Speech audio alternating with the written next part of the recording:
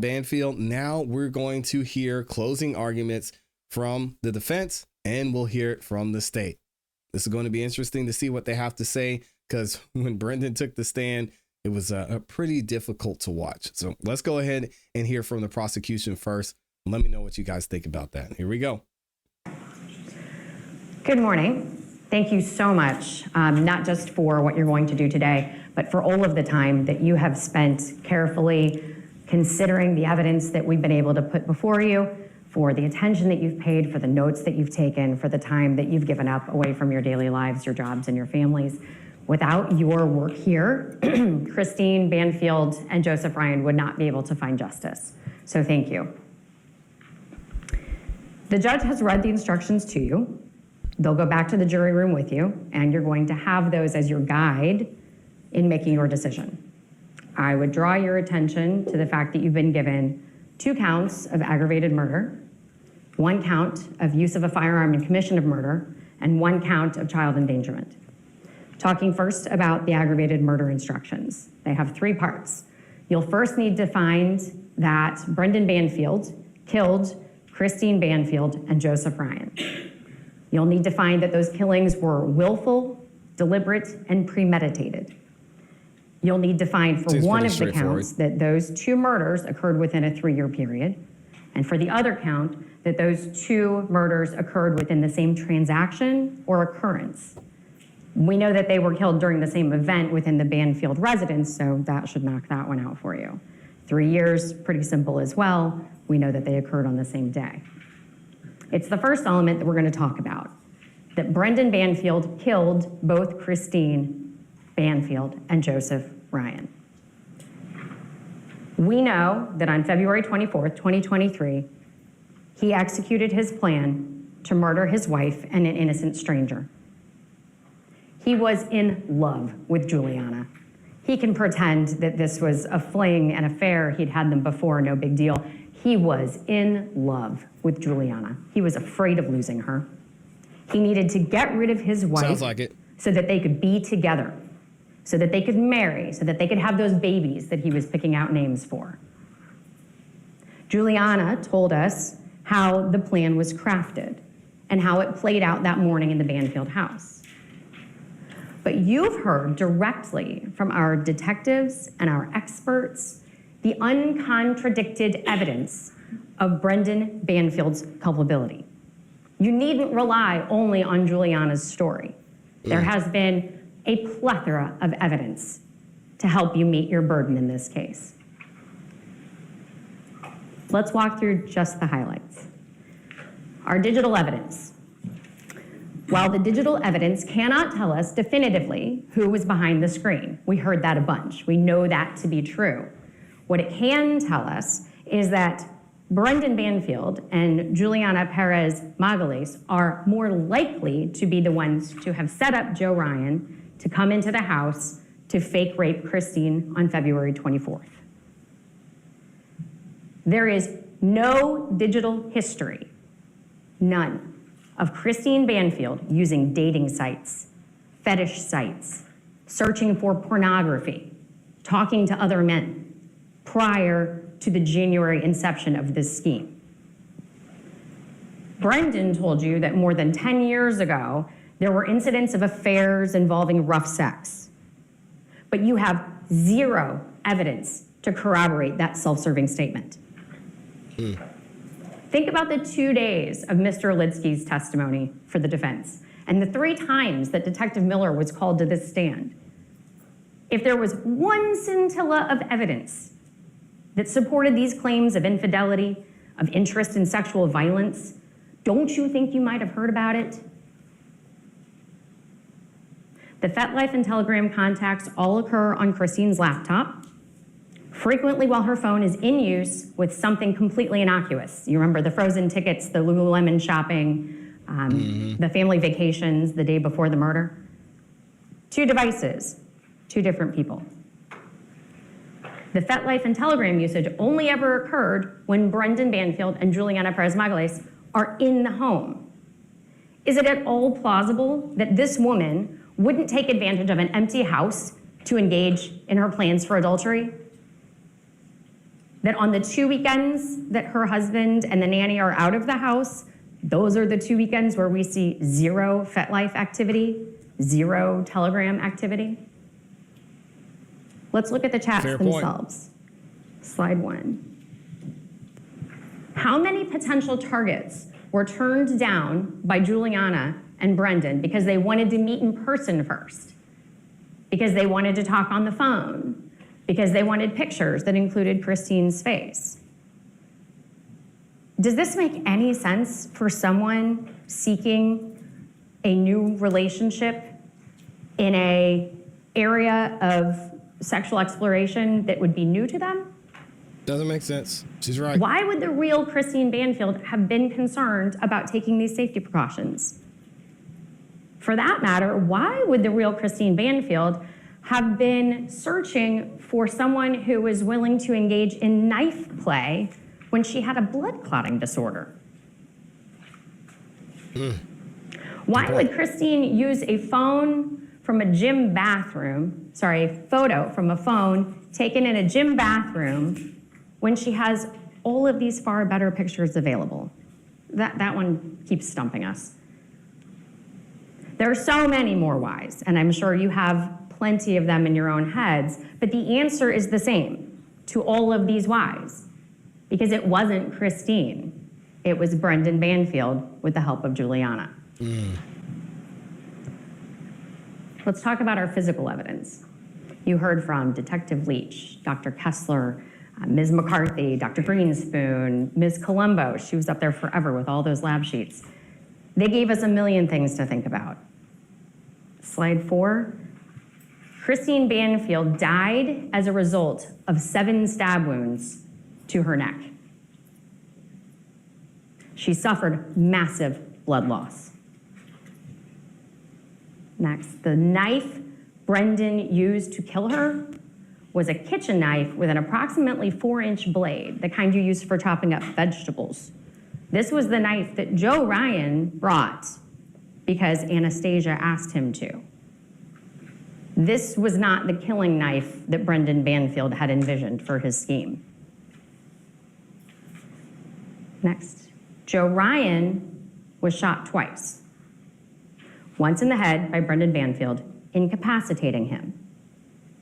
A second time by Juliana in the chest, tearing a large hole through his heart and lodging in his spine.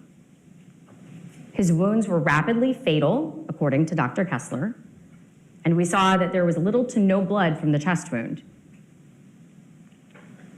Iris Daly-Graf told you that he would have been incapable of movement following that second shot.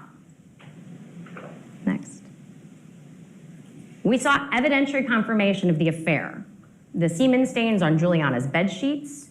We also saw the photos of Juliana's clothing moved into the primary bedroom when the search warrant was executed in October following the murders. We saw the photos of Brendan and Juliana together, both before and after the murders. Her photos from her Instagram, their family photos in the bedroom after the murder. We saw the records from the shooting range for the purchase of the gun and the training of Juliana to shoot it. Slide 8. We saw the deactivation of the automatic locking feature on the front door at 5:47 a.m. the morning of the murders. Not great. Done from Christine's phone by the person who knew how the locking system operated, Brendan Banfield. We saw Christine's phone turned off at 6:46 a.m. and hidden in a drawer in a bar table in the kitchen. Uh-oh. This is just not where you keep your phone. This is not where we heard that this woman kept her phone. This is not where a person who's about to engage in potentially risky behavior puts her source of help. A floor away, turned off, in a drawer, off to the side of the kitchen. Just doesn't make sense. We saw Brendan Banfield drive to McDonald's and hang out, waiting for the call from Juliana. We see their call records, 10 and 11, between Juliana, Christine's phone, which is turned off, Brendan, Christine's phone, which is turned off. They're creating a record. It's a plan. It is premeditated. We see this false attempt to check in on Christine so that they can tell the story to the police when they arrive, that they did everything they possibly could. Next, we see the lock at the top of the basement door that Brendan Banfield did not think to engage to protect his daughter. Even under his own version of this event, he agrees he didn't think about it. He left his 4-year-old child in the basement with guns out, stranger in the house, and something happening that caused him to be concerned. We heard the 911 calls. We have a hang up at 7:47 with Joe moaning in the background, and then a 15-minute gap before anyone calls 911 back. 8:02, 15 minutes between when someone in that house thought the police should be there and when they finally asked for help. We saw the body-worn camera and the photos from the scene. Blankets piled near the bodies. Brendan Banfield kneeling on this blue towel. The towel that has very little staining. Completely inconsistent with having been used to stop the flow of blood coming from Christine's neck. We heard that the carpet was soaked through to the subfloor. We saw Brendan Banfield's handcuffs that he didn't use. Magazines full of bullets he didn't shoot, collected from him after the murders. And finally, the blood evidence. You heard from Lieutenant Giacchio and former Deputy Chief Bruce that it was Iris Dallygraff's report that finally pushed this case over the edge and brought the charges against Mr. Banfield months before Juliana decided to flip. That's how strong this evidence is. That's how reliable this evidence is. Ms. Dallygraff walked us through so many inconsistencies in this scene, proving that it had been manipulated. And you heard absolutely nothing from the defense about this evidence. Mr. Banfield gave you zero explanation for any of this evidence. Slide 15. They have provided no explanation for Christine's blood smeared on the right hand of Joe Ryan, leaving voids between the fingers. They have no explanation for the blood smeared across the top of the right onto the left, leaving that void on Joe Ryan's hand where they had been overlapping. Next. For that matter, you have no explanation from defense for how his hands came to be in that position, neatly folded on his chest, covering the bullet wound that penetrated his spine, immobilizing him. How could that have happened if you are to believe Mr. Banfield? There's been no explanation for the bloody hand-like smears on Joseph Ryan's jeans containing Christine Banfield's DNA. There's been no explanation from defense for how his jeans ended up bunched under his rear. Next slide. There's been nothing to tell us why a mixture of Joseph Ryan and Christine Banfield's blood, a mixture, could possibly have been on the inside of his waistband at the buttonhole, on the button, and on the zipper. Nothing from the defense to explain how Joe Ryan could possibly have manipulated his pants after being shot in the head, given that no other bleeding wounds were present. If his blood is on those pants, on that button, on that zipper, he was bleeding when they were touched. How could he, Joseph Ryan, have been the one to touch his button, his zipper, the waistband of his pants, to pull them down in that fashion? Brendan told you he never touched Joseph Ryan. And yet we have distinctive finger-shaped parallel lines on Joseph Ryan's arm and small circular stains consistent with blood having been dropped from above while Joseph Ryan lay on his back. Oh my gosh. Next.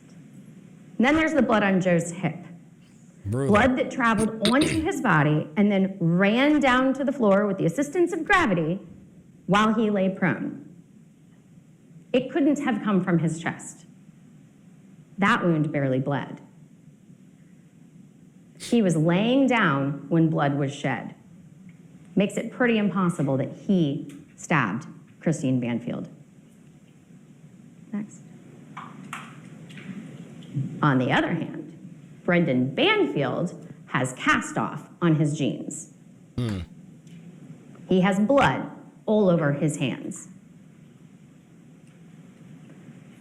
The blood stains on the backpack don't line up with the position of its contents. The blood on Joe's face is not consistent with his final position. And I'm sorry, I'm back to Joe's hands. This scene was manipulated. And it wasn't by Joe. It wasn't by Christine. And according to him, Juliana didn't do it. You have zero explanation from the defense as to how all of this blood evidence can be as it is. The Commonwealth gave you an explanation. Brendan Banfield and Juliana Perez Magalis colluded to kill Joseph Ryan and Christine Banfield.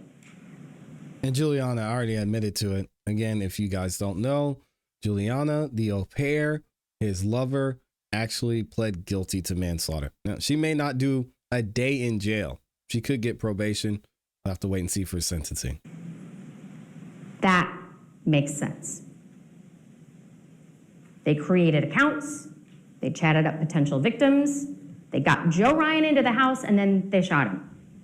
Brendan stabbed Christine, let her bleed out on the floor, and then dripped, smeared, and wiped her blood on Joseph Ryan's body to make it look like he had attacked Christine.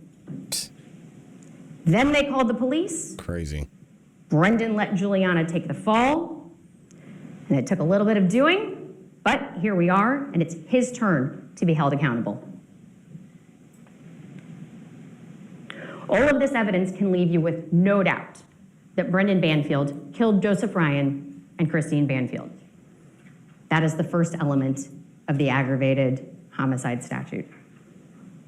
The hard work is done. Element 2, that the killing was willful, done with a bad purpose, intentional, and deliberate.